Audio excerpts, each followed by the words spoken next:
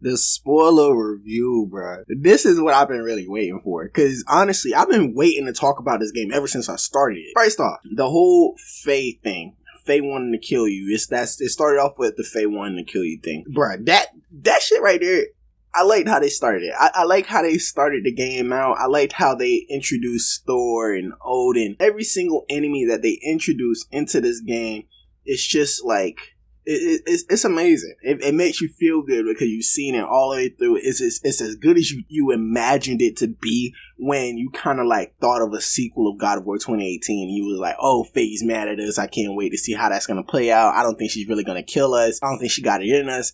Everything that you imagined to kind of play out, it played out that exact way. In a good way. In a fulfilling way. Not in like a, oh yeah, I knew that's how they were going to do it type of way. But it's just kind of like, oh, they did exactly like how I imagined it. You know what I'm saying? Like in a fulfilling way. Everything I expected from this game happened. We ended up killing Odin. Like, that's crazy. Like, you kill Odin in this game. Like, I kind of thought that maybe they might stretch it out, kind of like how they did God of War, the original trilogy. Like, they kind of stretch it out. You didn't kill Zeus until, like, the very last game. I thought they were going to do like that. Like, we killed Thor this game. We killed Odin the next game. No. We killed all the guys. I didn't think they were going to take that step in this game. I watched the spoiler cast type of situation with the director of God of War Ragnarok. He said that they kind of came into this with the plan of Brock is going to die, which I don't know if you guys... This is a spoiler review. Brock dies, okay? So you kind of ran into that one if you didn't know that one. But when they started making this game, I think Cory Barlog had told the director for this game that they wanted to kill Brock, they wanted to kill Thor, and they wanted to kill Odin. They didn't care about the rest of the game, but that's who they wanted to kill. And also they wanted Loki to be able to go on his own separate journey. And then they wanted Kratos to be able to have his own separate journey. So they kind of went into this thinking, okay, these people are going to die. These people are going to live. That's just how it's going to be set up. They wanted to set up more games, which is something that they definitely did. Here's my one gripe. My one gripe with this game. I feel like they set up for the last game, and they set up the entirety of this game, Kratos dying, right? Even the prophecy, maybe they kind of wrote in this in a way. I'm not the best story type of guy. Like, I kind of halfway pay attention to everything. So I'm not the best story person. I love story games. I love cinematic games. But I can sometimes be half-brained on a lot of shit. So let me know if I missed something. But the whole entire game of Ragnarok, they're talking about this prophecy where Kratos is going to die. And all of the things that they do kind of adds up to the prophecy. But the only thing that doesn't add up is the fact that he don't die. Now, understandably, they kind of wrote in a cheap way for them to be like, okay, well, this is the reason why he doesn't die. Apparently, Faye or Freya, whichever his wife name is, she had wrote a whole different prophecy just for him so that he doesn't die. And it kind of overwritten the prophecy that the others already had for him. I guess she kind of went behind their back and wrote another prophecy for her husband and her son to live and not to have like a horrible end. And instead of it being the prophecy that killed them, it's the prophecy that allowed them to live and allowed Kratos to take over the realm as the one and only god of that realm, which is weird as fuck.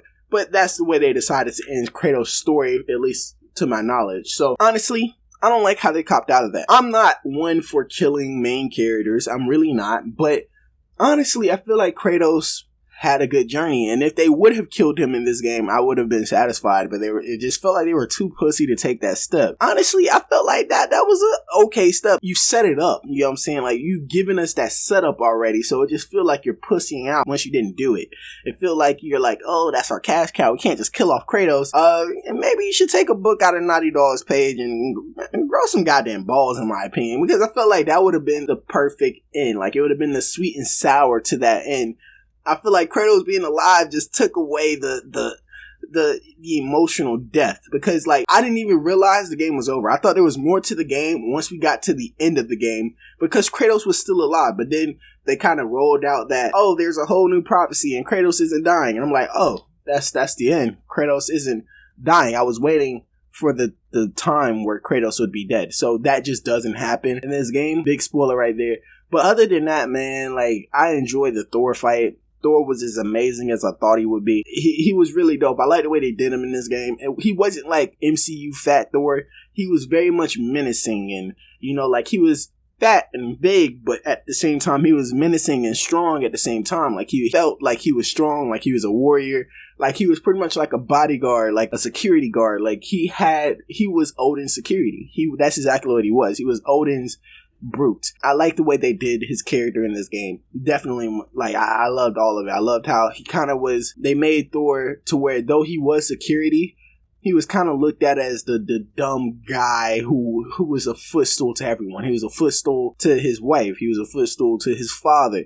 He was a footstool to even, like, and he was very powerful but had no control. He was just power for use for everyone else. He had no type of control. I like the way his character was built out. He was a drunk. I like the way it did him, but he was also very menacing at the same time. Odin, I like how they did him.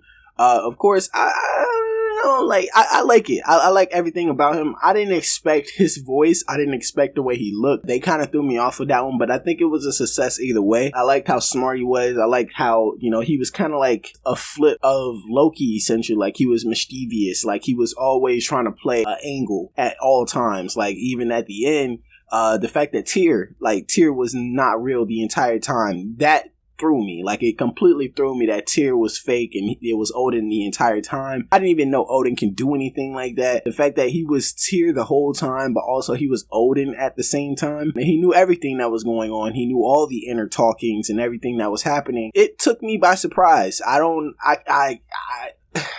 know how the fuck that was possible, but I feel like it worked for the story. Even though it felt a little cheap, it worked for the story. In the end, like, yeah, I really enjoyed the journey the whole way through. There were times where I actually cried while playing this game. There were times where the Atreus bond with Kratos was just like, it literally made me cry. Like, at some points, like, I think I cried twice. I didn't cry, you know what I'm saying? I'm that nigga, I don't cry, but it made me shed a little bit of a tear, because it was that emotional.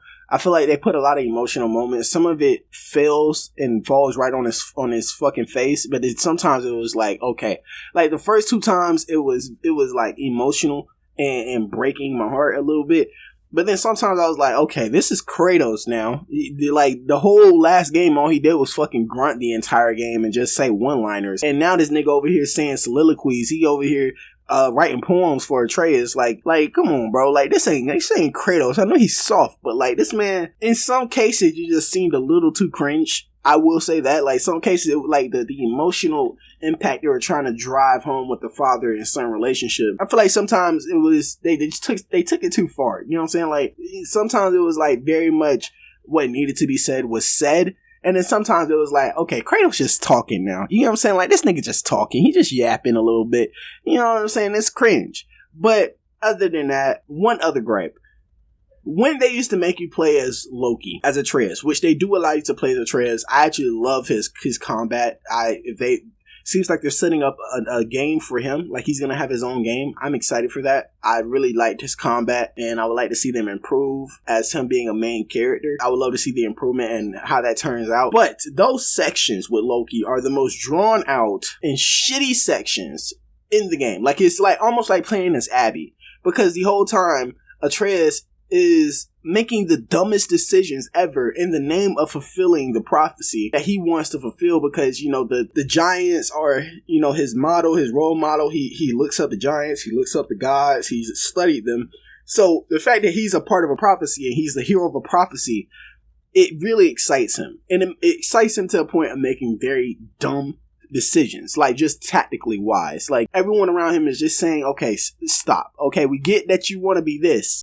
We are trying to help your dad understand that if you are this, then you just gotta be this, right? Like, everyone's kind of on Atreus' side, but they just wish Atreus wasn't so stupid about it. And I guess the story they were trying to write about was the fact that Kratos had to trust him, Atreus had to trust him, and they had to trust each other in order to get the goal accomplished. But since Kratos didn't trust Atreus, it kind of pushed Atreus away. But Atreus was making stupid fucking decisions. And throughout that, right? Like, for example, they had a section where you meet the black chick that you see in the trailers and stuff like that. She's really dope. I don't feel like there was a reason for her to be black, but at the same time, I didn't see a reason for her not to be black. And if there's any mythological whatever attached to that, to why she is black, then that's cool too. But she was really dope. She was really cute. They had a little chemistry here and there. I really liked her character. But that whole section when you first meet her was the longest drawn out fucking missions in ever. Like, it's just like, it's like a little cutesy vibe. And I think the biggest problem for me is you learn more about the prophecy, and then they have you do like these little chores with this girl. You know, and it's like cute and everything, but it just goes on for too long. And then there are times where he's like, okay, I guess I should go back because we just learned about this prophecy. And if you're the player, you kind of want to see what's next in the prophecy, not this little cutesy little shit that they got going on. But then they're like, oh no, we have to go do this too. And oh no, would you like to stay? We have to do this too. And it's just like, no. If you would have gave me an option, I would have said no, but I guess I have to do this now. And it's just like, it goes forever and ever. And then you had the little storyline with her grandmother, and then that took forever. And it just like, it felt like that took forever to get through. And then there are other sections also with Loki doing his own thing that I just felt went on for way too long. Like, for example, when he went to Asgard, that just takes forever. And I feel like it fucks with the pacing of the game. That's like my hugest gripe with the game, was these sections where they would just cut off. Like, I appreciate it. I enjoyed his combat. What I didn't appreciate was how long it took, like how slow it took. And I felt like it was just padding out the story. And I was just like, ugh, get me out of this situation. I don't want to do this for much longer. Put me back in the shoes of Kratos. I would like to play as Kratos and get through this story. But they divert from the story a lot.